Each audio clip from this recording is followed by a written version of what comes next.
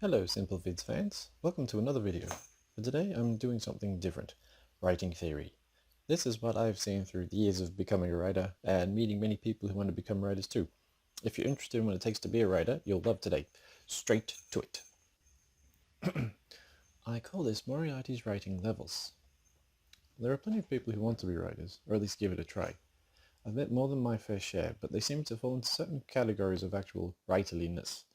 These are the storyteller, the writer, the published writer, and the author. The first level captures everyone who has ever dreamed about writing, but not done so yet. They may have an idea and share it with friends and family. They constantly workshop an idea online, but they don't actually ever settle down enough to write the piece. They get a lot from coming up with a story, and sharing it feels great, but often that's enough for them.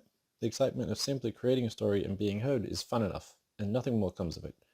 By default, everyone starts here until they actually write something.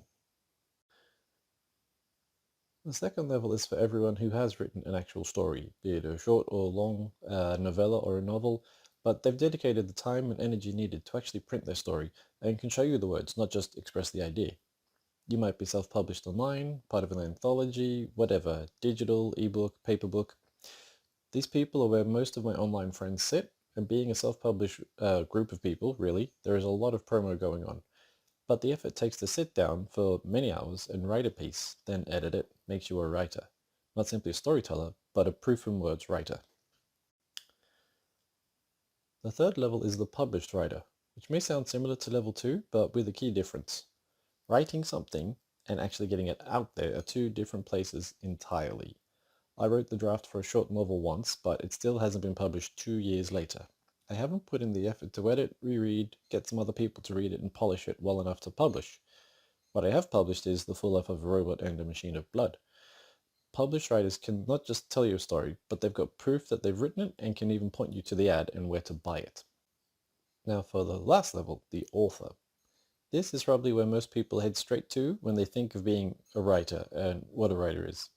And I mean you're a person who writes and is published, usually by a traditional publisher like Penguin, Random House, Pan Macmillan, etc.